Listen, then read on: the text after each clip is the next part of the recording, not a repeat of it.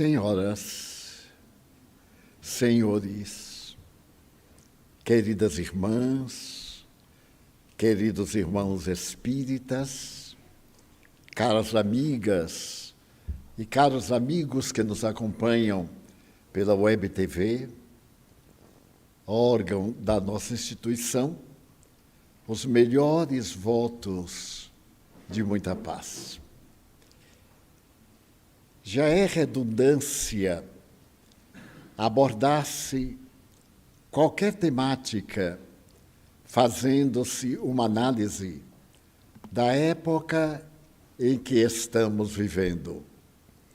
No Evangelho de São Marcos, no capítulo 13, o evangelista apresenta uma bela palavra de Jesus, que está intitulada como o Sermão Profético. Curioso que Jesus estava nesse dia em Jerusalém, porém estava do outro lado do Hermon, o monte. E, de repente, aproximou-se do templo, que era considerado majestoso. O templo em Jerusalém não era um edifício, como normalmente se refere. Era um grupo de edifícios, entre os quais aquele dedicado à oração. Era dedicado às orações e às dádivas no gasofilácio, o depósito, onde se colocavam as dádivas para Deus. E Jesus estava olhando a paisagem ao entardecer, quando os seus discípulos, que eram pessoas muito modestas, aldeães da Galileia, a Galileia fica muito acima de Jerusalém, e estando na capital de Israel, encontravam-se deslumbrados. Eu me recordo que, ao vir do interior, onde nasci e cresci, a capital do estado deslumbrou-me para a paisagem que eu trazia de uma grande cidade na época, que era aquela em que eu nasci. Então, eu posso imaginar a surpresa imensa daqueles galileus de Cafarnaum e das praias ali da Galileia, chegando à monumental Jerusalém. O templo ficava em cima de uma montanha. Se havia cortado uma parte da montanha e ali se havia erguido, através da história, o templo que estava na terceira recuperação. A segunda recuperação do templo foi no período de Salomão, que o mandou destruir, reconstruiu.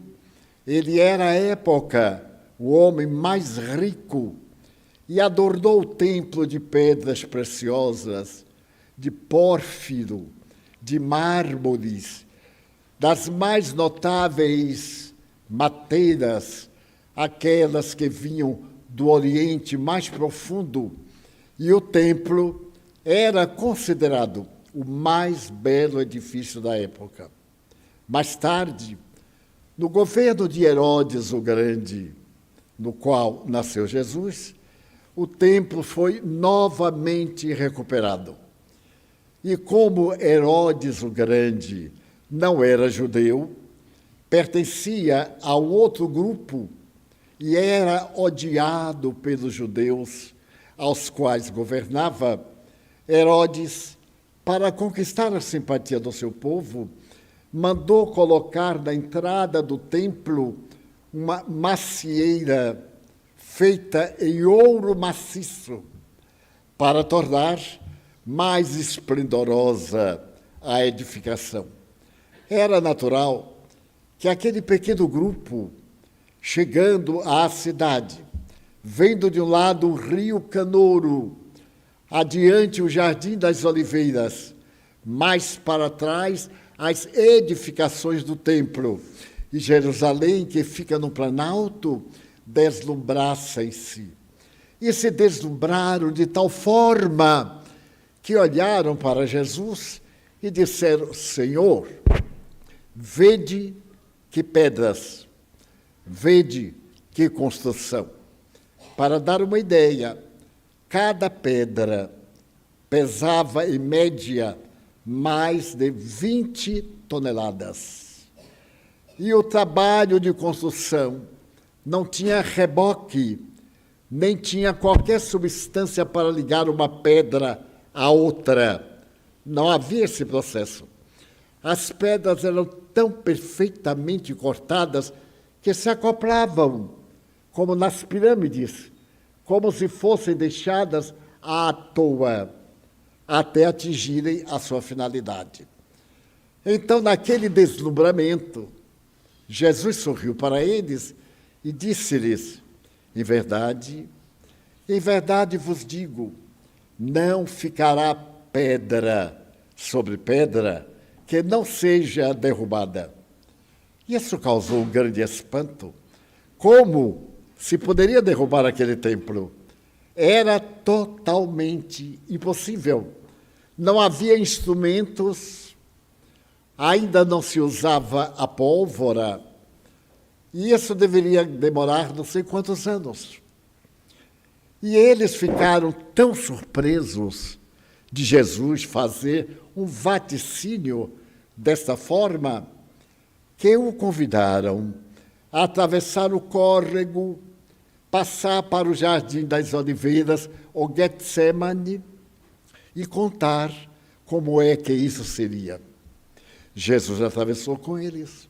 E à medida que a noite veio, Jesus começou a falar. O sermão vale a pena ser lido. Os detalhes, a forma, como é apresentado, surpreende-nos até hoje. Vamos dar uma ideia. Examinai o que foi dito, mas dia virá em que ninguém chorará por outro, mas por si mesmo. Os filhos entregarão os pais. Os pais entregarão os filhos. É efeito da Covid. A minha será eterna. Já me conformei. Entregarão os filhos à justiça. Quem estiver no campo, na grande explosão, não volte para casa, porque não dá tempo.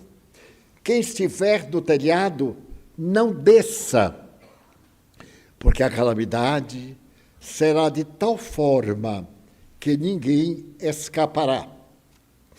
E prossegue, e vai dando notícia do que iria acontecer a partir daquele momento até hoje, com detalhes impressionantes. Veremos o que a imaginação sequer nunca veio a conceber. Vereis o ódio estampado no semblante das criaturas humanas. E para que se não tornasse pior, eu pedi a meu Pai para que acalmasse as forças desagregadas e desse uma nova oportunidade à criatura humana. O sermão profético, que é Marcos 13, 32, é o momento da história mais significativo, porque todas essas palavras tornaram-se realidade. Vamos ver ligeiramente pensando. No ano 68, subiu ao Império de Roma um homem extraordinário que se fez imperador. Chamava-se Vespasiano. Vespasiano era um militar das legiões e que, depois de haver conquistado as últimas terras não romanas, venceu os inimigos, voltou a Roma e começou a construir obras monumentais. O Coliseu, que nós ainda olhamos, foi construído por ele, no ano 68. O seu filho, Tito, que mais tarde será imperador, foi mandado na direção do centro da Ásia, na parte do Levante, na Mesopotâmia, na antiga Babilônia, na antiga região, para poder conquistar os povos que ainda não pertenciam ao império. E os judeus, israelitas, era um povo belicoso. Estava sempre contra o poder central de Roma. Naquele momento, Tito deveria conquistar Jerusalém e esmagar os rebeldes. Ele veio e começou a guerra contra os judeus. Conquistou a Samaria, conquistou a Galileia, e quando chegou na Judeia, a resistência foi muito maior. O que fez ele? Mandou sitiar Jerusalém e fez vários acampamentos em volta da cidade. Era impossível entrar ou sair de Jerusalém. Ele esperava matá-los à sede ou à fome. Mas, curiosamente, cerca de 63 anos, Herodes o Grande, para escapar de uma cilada desta, mandou trazer uma fonte subterrânea a Jerusalém para poder manter a cidade em qualquer ocasião de cerco. E essa fonte subterrânea chegava exatamente ao palácio, ao lado do templo, e dava para manter regularmente a cidade. 2 anos depois, Jerusalém não aguentou, Tito entrou e matou 60.000 judeus. Como o templo era o edifício mais significativo para os judeus, foi derrubado pedra sobre pedra. Se nós formos na plataforma, não vemos uma pedra. Todas foram arrancadas e atiradas distante. Numa das baixadas ficou a alvenaria, que é chamado o muro de sustentação, o muro das lamentações. Até hoje, já tendo pátria, os judeus lamentam terem sido expulsos de Jerusalém no ano 70 e mais tarde, definitivamente, perderam a nacionalidade e foram expulsos no ano 150. Como Tito não podia ficar governando aquele povo rebelde, entregou o seu governo ao representante romano na Síria, hoje devastada, com essa guerra tremenda por causa de um ditador infame que destruiu seu povo e hoje governa fantasmas, ruínas, mas não sai do poder. Mas a morte vai tirá-lo. Por mais que ele demore, a irmã morte vai chegar devagarzinho e vai dizer: vamos, filhinho, para o inferno, e vai levá-lo suavemente. Muito bem. Portanto, o que Jesus previu, podemos ver que se deu absolutamente. Mais tarde, quando falamos que os pais denunciariam os filhos denunciariam os pais, até hoje nos parece um absurdo. No tempo do nazismo, os filhos denunciavam os pais ao mais terrível tribunal político da humanidade. E esses pais, porque não eram nazistas, eram levados para campos de concentração e mortos. Os pais denunciavam os filhos, porque Goebbels, um dos 4 auxiliares de Hitler, havia imaginado uma raça superior. E, claro, os hebreus eram menos do que porcos. Matar um hebreu era uma glória. E ainda hoje nós encontramos no neonazismo quem pense assim. Então, os pais que tinham filhos que molhavam a cama à noite, isso era uma falência do sentido étnico, denunciavam os pais à polícia. E eles eram considerados patológicos, eram levados aos campos de concentração e atirados nas câmaras de gás, pelo crime de terem um problema natural, que é hoje perfeitamente tratável, especialmente pela homeopatia, a enurese. Nós, então, estamos vendo que aquilo que Jesus falou é absolutamente exato. Porém, no dia 4 de agosto de 1945, às 8h15, numa cidade japonesa, Hiroshima, havia o clima de paz. O Japão estava em guerra com a América do Norte. Havia invadido e destruído as forças armadas no Oceano Pacífico. Os Estados Unidos ameaçaram destruir Tóquio. No entanto, ao fazer-se um balanço de guerra, os estrategistas consideraram que uma invasão americana a Tóquio mataria uma média de 4 milhões de pessoas. Tóquio tinha uma média de 8 milhões de pessoas. Então, fazia 5 anos que realizavam um projeto chamado Projeto Manhattan.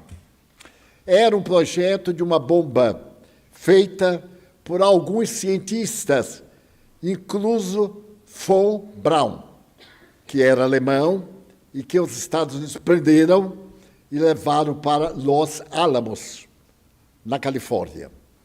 Muito bem, naquele momento, as pessoas olharam para os céus e viram 3 aviões.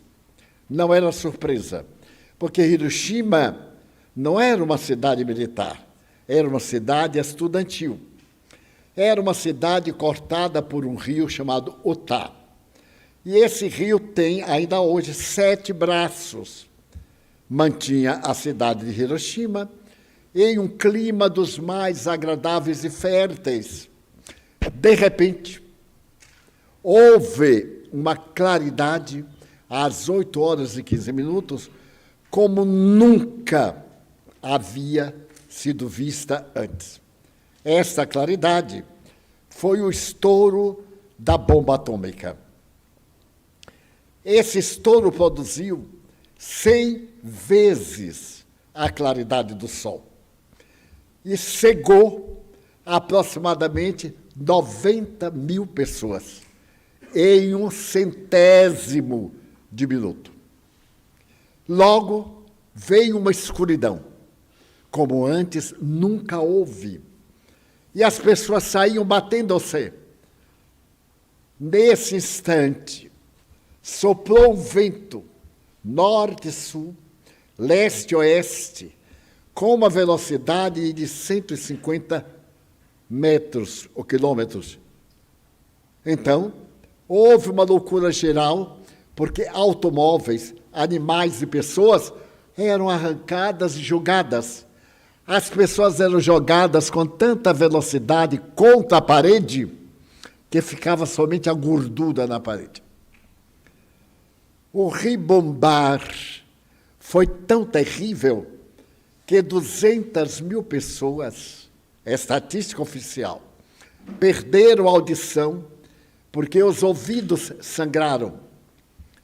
A 30 quilômetros, as vidraças das casas arrebentaram. E aí as desgraças vão acontecendo. A claridade vem, a cidade está destruída totalmente, apenas com uma parede de pé, e o relógio de uma torre que estava 8 horas e 15 minutos, quando veio a explosão. Então houve uma calmaria.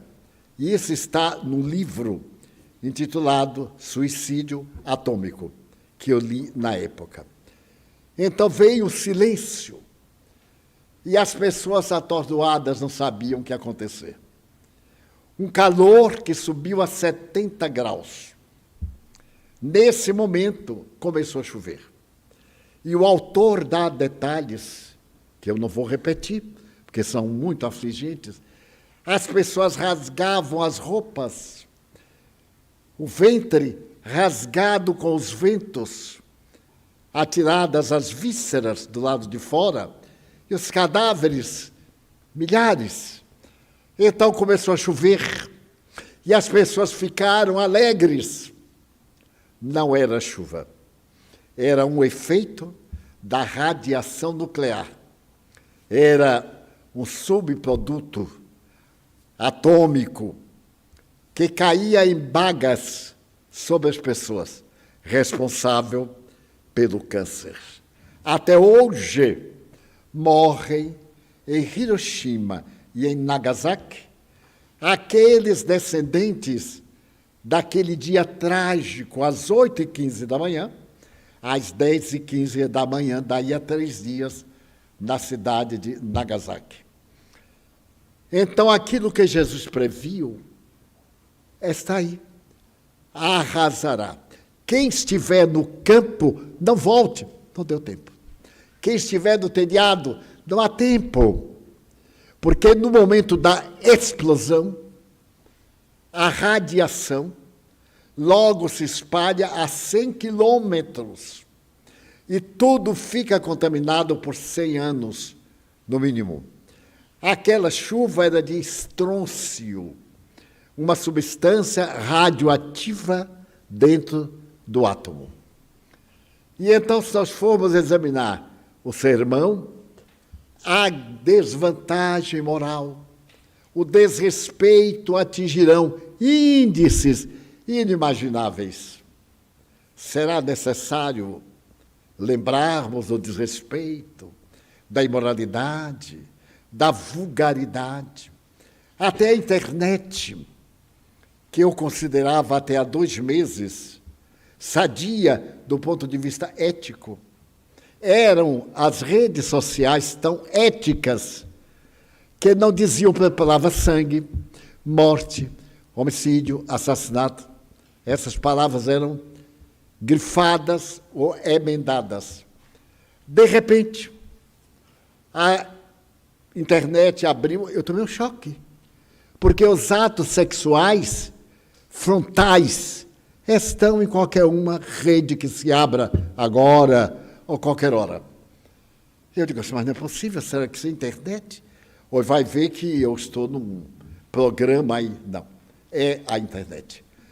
Ambas, as mais divulgadas, desceu a um nível tal que eu me pergunto, mas qual é a necessidade, por exemplo, de mostrar que uma mulher que tem o DRR deformado, isso seja moda?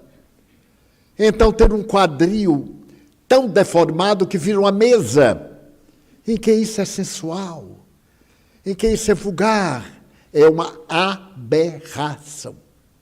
Porque já não nos bastam a sensualidade nas outras cenas, na beleza, na sensualidade das profissionais de sexo. Já não nos basta isso. A maneira como se vende o corpo, ou como se entrega o corpo, a idade mental e moral. Crianças de 12 anos têm filhos aqui em nossa maternidade, com frequência. Se ela vem e tem o filhinho aos 12 anos, ela concebeu aos 11. Parece um castigo, porque do ponto de vista biológico, a glândula pineal, as glândulas complementares do sexo, somente amadurecem nos climas frios, Na Europa, por exemplo, a partir dos 14, 16 anos. Nos climas tropicais, pelos fenômenos do calor, isso é um pouco antecipado. Então, nos trópicos, há mais sensualidade do que nos países frios. Parece que as leis contribuíram, porque uma menina daqui de 11 anos, que ainda não tem o corpo desenvolvido ao ponto de estar formado, tornam-se mães de pais de qualquer idade. Nesse sentido, o homem é muito mais vulgar. E então buscam crianças, filhos, para as aberrações.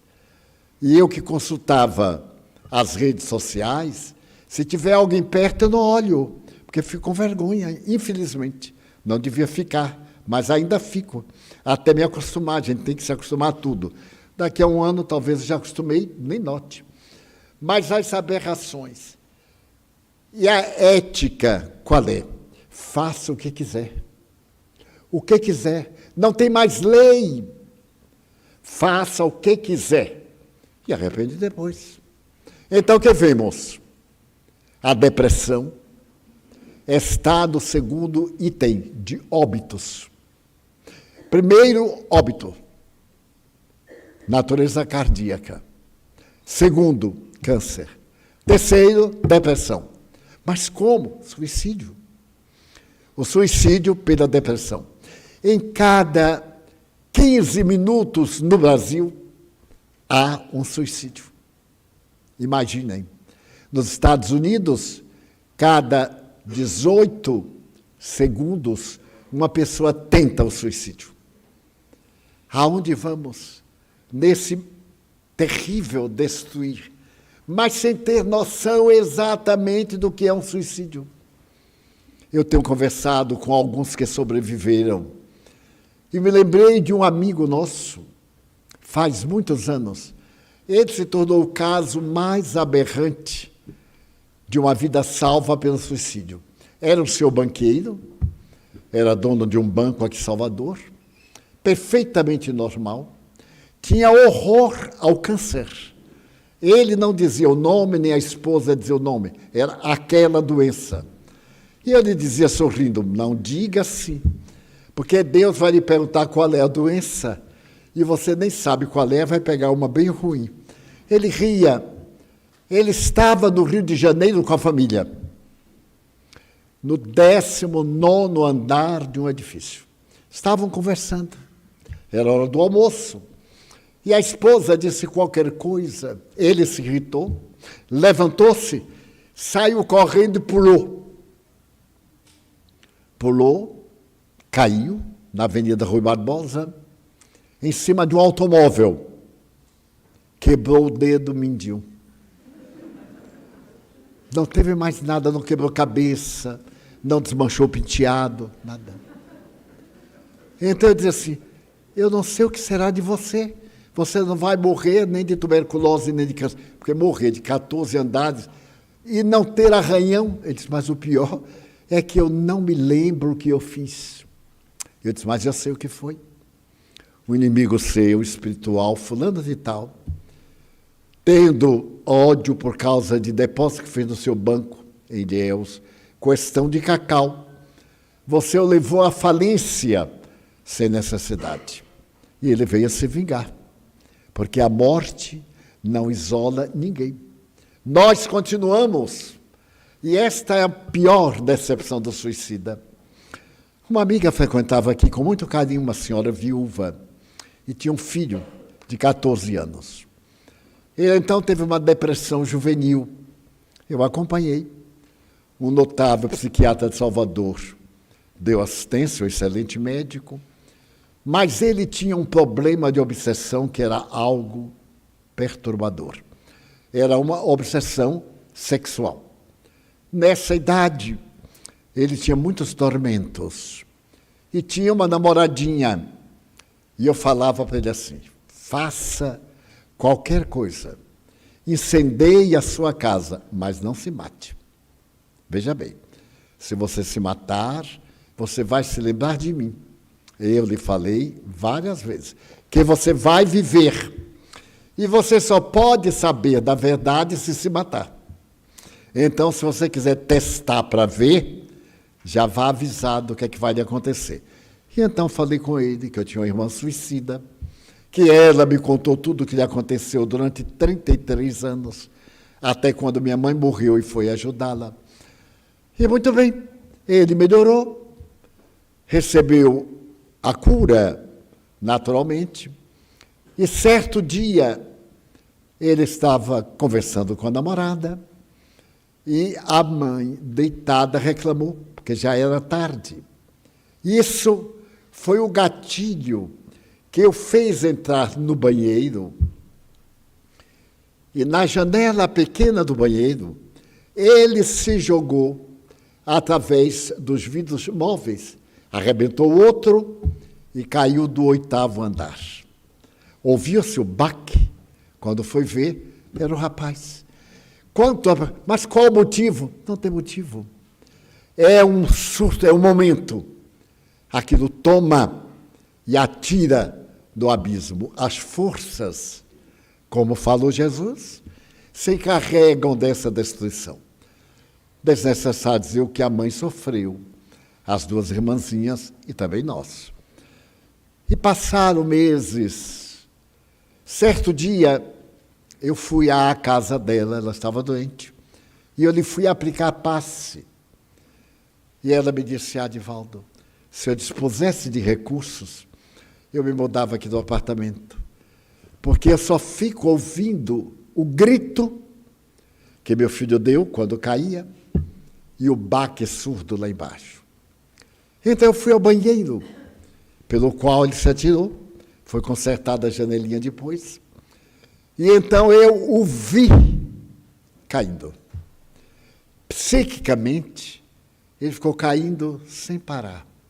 E mais tarde, quando ele recuperou a lucidez, ele me disse: Divaldo, você não imagina.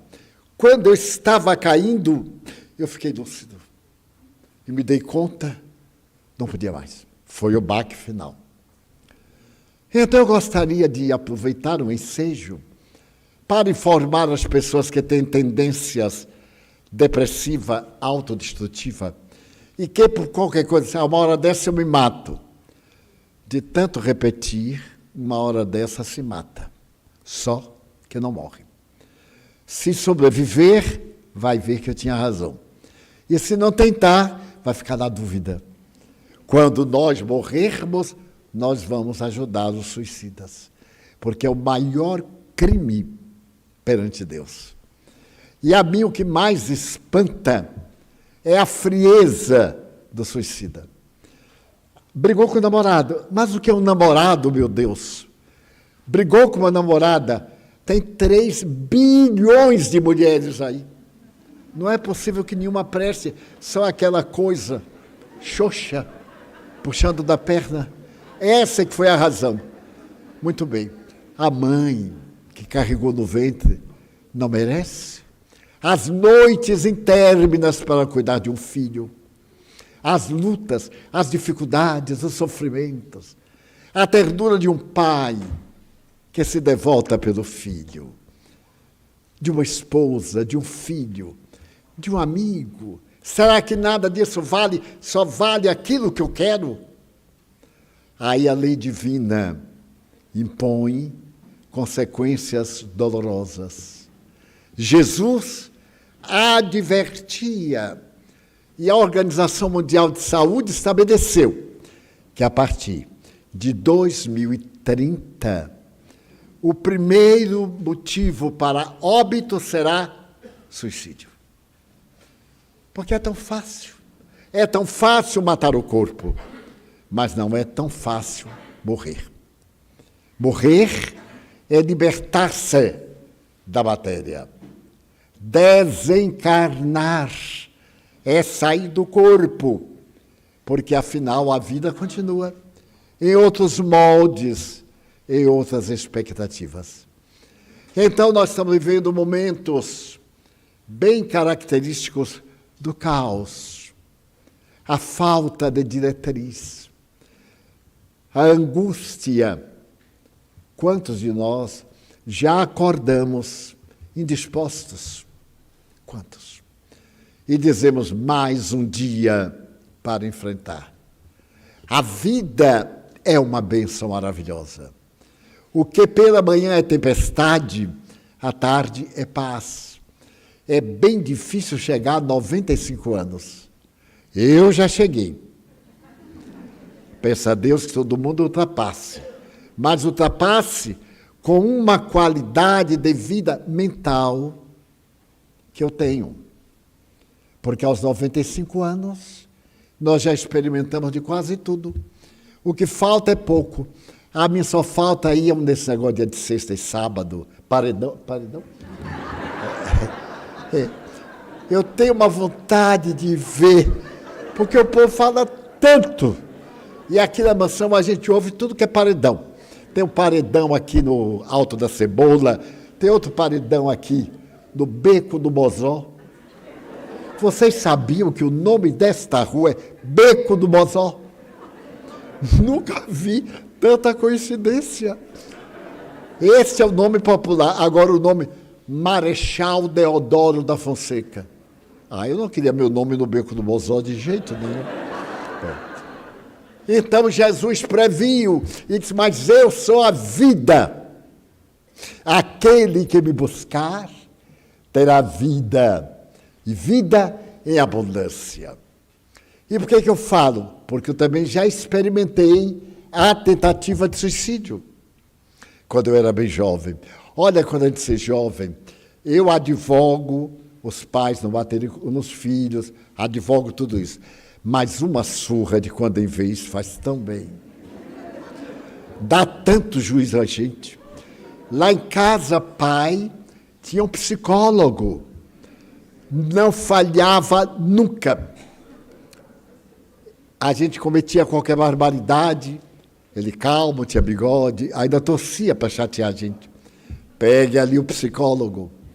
Fazia uma sessão terapêutica, a gente ficava bom. Eu não tenho nenhum conflito, nenhum problema. Éramos 13. Não tem nenhum tantã que tem mágoa do pai, que tem ódio do pai. A gente adora o velhote. E ainda na hora de morrer, ele pediu desculpa. Eu digo, pai, o senhor fez tão bem. Eu acho até que poderia ter apurado um pouquinho mais para melhorar. Mas tão interessante. Então, Jesus disse que se nós o buscássemos, mas como? Eu tinha vindo do interior para trabalhar na capital, sonho de todo jovem. Me havia formado em professor primário, aos 15 anos de idade, fui ensinar a plantar batata, plantar cebola, que era a minha especialidade, ainda planta alguma coisa. E então, resolvi morar na capital, porque no interior só tinha emprego na loja, segunda-feira, que é dia da feira, e o resto viver de ociosidade. Então Deus permitiu que eu consegui vir. E fui trabalhar numa empresa de seguros privados, chamada Sátima, Sul-América, Terrestre, Marítimos e Acidentes.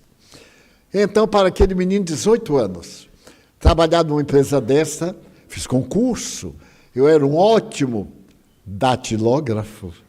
Não sei se vocês sabem o que é. Se não souberem, me perdoe. Hoje é digitador. Vai bem. De vez em quando muda o tal do aparelho, aí é nova adaptação. Mas bem, e a minha função era fazer o rosto da apólice, porque não pode ter erro, não pode ter rasura, elas são numeradas à máquina para evitar fraude, e como eu era um bom datilógrafo, eu era realizador disto. E no dia 1º de agosto, a guerra estava terminando. E o Brasil havia nacionalizado 2 grandes empresas. A Venécia Companhia, era uma empresa italiana, e uma outra foram incorporadas ao patrimônio do Brasil e foi para o nosso instituto. Então, o meu gerente, eu nunca me esqueço, tinha 18 anos. Me chamou, era um senhor respeitável, e me disse, Divaldo, nós estamos agora em economia. E vamos despedir os funcionários mais recentes, porque veio a ordem da matriz, e você e fulano são os dois mais recentes. Você passe no caixa para receber o salário. Eu tinha trabalhado 13 dias. Ainda lembro até do dinheiro que eu olhei assim, contei. Muito bem. Eu fiquei tão deprimido. O choque. Porque demitir é muito bom para quem demite. É doloroso. E eu tinha que pagar a pensão onde estava. Quando eu vi aquilo, eu tive um choque. E estava na moda suicídio em Salvador, jogando-se do elevador Lacerda. Porque tudo tem moda, até suicídio. Hoje é overdose. Olha a coisa linda. De quem morreu? Uma overdose. Teve o tempo do veneno de rato, teve o tempo do enforcamento, que continuam. Mas há sempre uma preferência. E naquele os jornais anunciavam atirar-se do elevador Lacerda, que são 90 metros, não tinha nenhuma defesa, todo ali era aberto, fecharam depois. Então, uma voz me disse, tão nítido como eu estou falando aos senhores, suicida-te, vê que mundo miserável, como é que comete uma injustiça dessa contigo? Tu necessitas viver, teus pais estão velhos, são pobres, meu sonho era atender a meus pais e a uma irmã que não casou. Eu disse, mas é mesmo. E a voz foi conversando comigo enquanto eu caminhava. Havia um edifício chamado A Lâmpada, de onde desce a ladeira da montanha. Eu digo, então eu vou me matar. Parei numa casa comercial, pedi licença, sentei-me e escrevi uma carta a meus pais, dizendo que eles não eram responsáveis, e que eu havia tomado aquela atitude porque tinha vergonha. Eu vim tentar, e agora era envergonhado, assim, humilhado. Não ia dar para nada e eu não ia voltar. Bem, peguei, dobrei, prendi aqui no bolso com um clipe. E fui na direção do elevador Lacerda, como quem vai à busca de um veleiro da fantasia. Quase com alegria.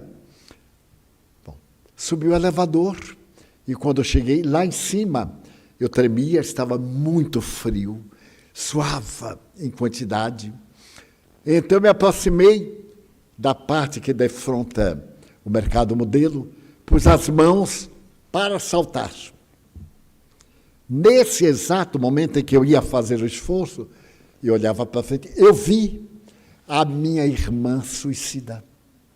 Ela se houvera suicidado no dia 11 de novembro de 1939. Fazia, portanto, 16 anos. Eu a vi no ar, o cabelo desmanchado, semblante inchado.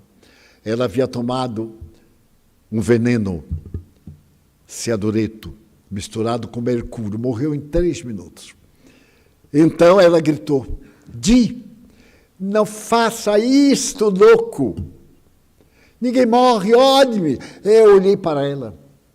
Aquele fantasma, às 2h. Eu tive um choque tão grande que desmaiei. Para dentro. Porque se desmaiasse para fora, eu estaria aqui incorporado em Mário para contar a minha história. Bom, quando eu acordei, eu estava sobre uma mesa, umas lâmpadas acesas e umas pessoas de branco rodando a mesa e estavam com o estetoscópio. Então, eu ouvi dizer, não, no coração não tem nada. Eu aí olhei, aquela gente tão bonita, de máscara, não era época de pandemia, estava todo mundo de máscara. Eu então perguntei assim, eu estou no reino dos céus? Aí o médico disse onde é que eu estava, com umas outras palavras sonoras, que aí eu fiquei bom. Levantei-me, muito trêmulo, fiquei muito agitado interiormente durante uma semana, até passar aquele fluxo, aquela onda. Eu colocava a mão, estava trêmula. Hoje, aos 95 anos, eu tenho a mão firme, sem qualquer problema. Escrevo sem tremer. e vim descobrir que era um inimigo que há cerca de 200 anos me havia levado ao suicídio em Paris, em 1794, e que ainda desejava ver o resto. Graças a Deus, através de mim, ele veio muitas vezes, foi orientado na palavra cristã por Nilson, a doutrinação, explicou que ele já havia morrido, explicou a história, a acusação que ele me fazia não era justa. Dizia que eu era responsável por um dano muito grave no período do cardeal Richelieu, 1526. E ele foi indo, renasceu aqui na mansão e veio como meu filho. Eu registrei como meu filho. Já morreu e está no além me esperando. Eu digo, não tenha pressa, pode continuar me esperando. Então eu sei o que é o suicídio. Eu quase estive lá. Mas o que agora me vem à mente? A presença divina inspirando, socorrendo. Eu tive a visão psíquica direta de minha irmã Nair, mas todo mundo tem a presença divina, a inspiração. Ore. Eu dizendo isso a uma jovem de 20 anos. Eu disse, minha filha, ore. Ela disse, eu não sei orar. Eu digo, chame o nome do seu namorado. Porque não é possível. Uma pessoa de 20 anos, na cultura, não sabe orar. Ou pelo menos nunca leu no dicionário que é orar. Aí eu expliquei a ela. A palavra latina é os, boca. Os, oris, na declinação. É abrir a boca da alma para entrar em contato com a divindade. Mas como do namorado ela sabia, eu digo, chame por ele, Alexandre. Se tiver algum Alexandre aqui, me desculpe. Alexandre, Alexandre. Porque Deus lhe ouve. Não é o nome, não é religião, não. É o nosso sentimento. Como é que a gente atende uma pessoa? Pelo nosso sentimento. Pela simpatia, pela antipatia, pelos méritos. Graças a Deus, ela havia tentado uma vez, quando eu a recebi depois. Ela está agora casada, com o lar e 2 filhinhos. Eu lhe digo, que tal? Se você tivesse desertado, que tal? Olhe para a sua filhinha, linda, que a criatura nem merece.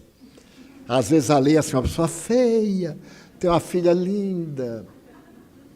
E outros lindos, tem cada bagulho, que a gente fica com vergonha. Olhe meu filho, ai que gracinha. Já sabe que é horroroso. Ai que gracinha, né? Ou então, que inteligente. Quando nós dizemos, nossa, que linda. Não adianta mudar. Pois bem.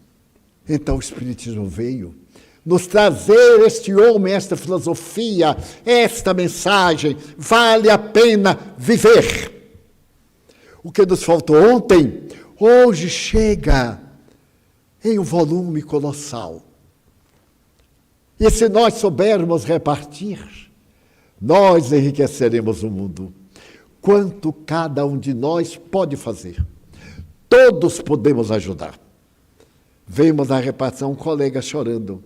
A gente chega e fala assim, eu posso imaginar o que você está sofrendo. Conte com seu amigo. Peça a Deus.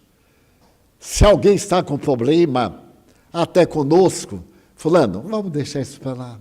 Que bobagem. A vida é tão rápida e a gente gastando tempo em fofoca. Se eu descobrisse quem criou fofoca, eu envenenava. Porque que coisa terrível, covarde. Eu tenho pena de umas pessoas não estarem aqui me ouvindo. A pessoa solapa. Eu digo, o avião caiu. Ela fala, pois é. Você não sabe que o avião foi derrubado? Pela não sei o quê. Aí contra aquela coisa e destrói. Arma-nos uns contra os outros. Fulano passou, não falou com você. Viu? Tem birra com você. Eu sei que ele não gosta de você. E a gente vai envenenando-se. Não se envenenem. Perguntem. Se a pessoa passar e arrastar o pé, a gente... O que é que há? Eu lhe fiz alguma coisa? Eu, quando encontro aquele que se afasta de mim, eu digo assim, qual foi o crime que eu cometi contra você? Me diga. Porque talvez eu tenha feito e não sei. Não, eu penso, está pensando errado. E termos uma vida de paz, porque é isto que nós levamos. É isto que, ao nos deitarmos agora, nós vamos vivenciar. Vamos sair do corpo e vamos viver esses ideais. Vamos para regiões felizes, para regiões desditosas, para lugares onde estão espíritos em verdadeiros infernos da mitologia. Então o Espiritismo tem o seu caráter de religião. Deus, a imortalidade, a prática do bem. É tão fascinante. Veja como é fácil. Então, hoje uma tia me disse, Divaldo, você fala que fazer o bem é tão difícil. É tão difícil que o apóstolo Paulo disse assim, meu Deus, não deixe a caridade esfriar-se no meu coração. E São Vicente de Paulo, considerado o cristão mais doador da humanidade, ele dizia, tenham piedade de mim que lhes peço para dar, porque eles são tão ingratos, tão cruéis. E aí uma das nossas tias da caravana contou-me um fato hoje curioso, que uma das crianças que frequenta a escola não tinha lápis. Nós damos todo o material, o governo dá. Façamos justiça, tudo em quantidade. Muitos escondem, furtam, roubam para estes dias, mas dá. Todas as escolas recebem. E então o menino perdeu e a professora disse, você tem que trazer o lápis. Nós já lhe demos, etc. E a mãe veio aqui por qualquer coisa, para uma queixa. E a professora aproveitou e disse assim, minha filha, providencie um lápis para seu filho. Porque ele não escreveu, compre um lápis. E ela respondeu assim, eu? Comprar um lápis com o dinheirinho que eu tenho? Não, o dinheirinho que eu tenho é para a cervejinha de sábado. Olha, a cervejinha de sábado. Então a gente passa em qualquer lugar, está assim como moscas na cerveja de sábado. Então eu imaginei que pobre mãe é esta. O filho é dela. Nós damos tudo, inclusive a alimentação. Uniforme, todo o material, psicólogo, dentistas, estamos dando 1000 óculos. Todas as crianças da nossa escola estão sendo examinadas, estão recebendo gratuitamente óculos. E agora vamos fazer com adultos para 100 óculos grátis. E a pessoa beneficiada diz que, ao invés do lápis, a latinha, que ela não vai deixar a coitada tomar. Então eu disse à tia assim, diga para ela vir me falar que eu dou o dinheirinho dela comprar a latinha, porque isso faz bem. E a gente tem que ajudar a pessoa a ser feliz. Toma uma cervejinha, só que ela deve tomar umas 30, porque ela é dura, para poder ficar cambaleante, toma umas 30. Em que faixa a humanidade ainda está? Daí, Jesus olha e diz assim, que lindas pedras, mas não ficará uma sobre outra, porque todas serão derrubadas. Existe, na história da humanidade, duas posturas de comportamento. As pontes, que ligam as distâncias, e as paredes, que fecham as distâncias. Então, nós devemos ser pontes. Se alguém está com problema, não compliquemos, sejamos ponte. É tão bom a gente ver passar na direção da felicidade. E isso faz um bem ético a nós que fazemos. Por isso, gostaria de, nesta noite, evocar esse sermão profético, para sairmos daqui certos de que vamos pedir a Ele que é a fonte de toda a sabedoria e misericórdia, e nos ajudar. E em a noite de hoje, orar sinceramente, não precisa saber nenhuma prece, Ave Maria, Credo dos Padres. Meu Deus, aqui estou. Sou eu. Tu me conheces. Abrir-lhe a alma e deitar para ser levados a regiões felizes. E amanhã, quem acordar bem, alegre, sem depressão, sem vida vazia, me telefone. Olha, Edivaldo, estou ótimo. Eu vou vender 10 ingressos do seminário próximo. E no dia 7, estejamos aqui juntos para reconquistar a alegria de viver. E não deixar que ninguém, nenhum fofoqueiro, nos envenene a alma. Se a gente errou, ótimo. Só erra porque tenta. Eu nunca errei, já é um erro, porque não tem ninguém perfeito. Então é a nossa mensagem. E agora, um momento muito especial. Nós vamos pôr em prática. Os nossos médiuns devem estar preparados para este momento, nos transmitir energias para daqui sairmos fortalecidos. E chegando em casa, se a esposa está esperando, gentil com ela. Se ela estiver conosco, paga um lanche ali na lanchonete, não é? Compra um livrinho, é tão barato. Então, faça algo. E se não tiver nada, dê uma flor, mas não arranque dos nossos jardins. Para mostrar que nós encontramos a vida e vale a pena viver. Vamos orar e pedir aos nossos médiuns, os irmãos dedicados, para que venham nos ajudar, aplicando-nos passes.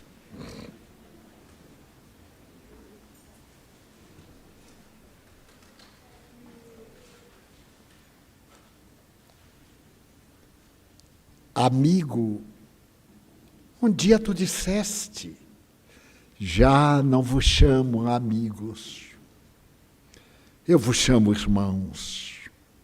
Nesse dia, tu abdicaste do reino de Deus para te irmanares conosco.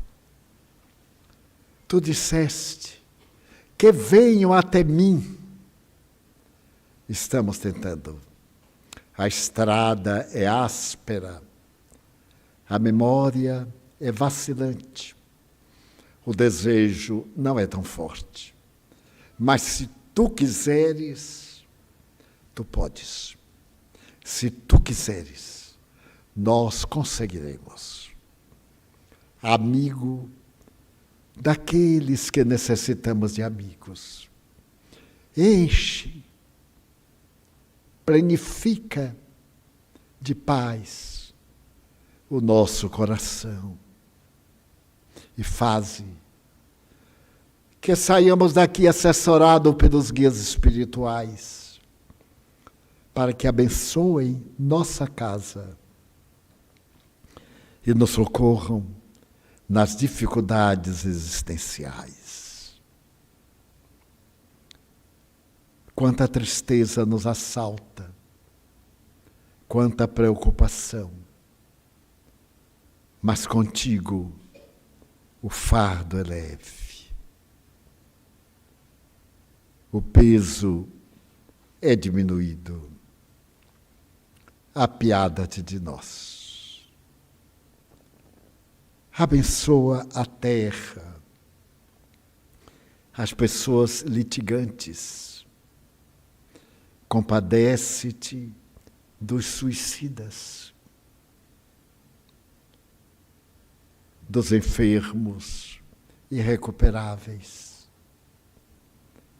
daqueles que estão sofrendo, Jesus. Nós te suplicamos, torna fluidificada a água que te apresentamos. Em Caná lograste mudar a estrutura. Repete o fenômeno aqui e dá-nos paz, paz interior, a paz doméstica, a paz social, a paz na terra. Ó, bem-aventurados os mansos, os simples, os humildes, os pobres em espírito. Bem-aventurados, porque eles verão o reino de Deus. Agradecemos-te, Senhor, e aos espíritos amigos, esta oportunidade, encerrando a nossa reunião com votos de paz para todos. Está encerrada a nossa sessão.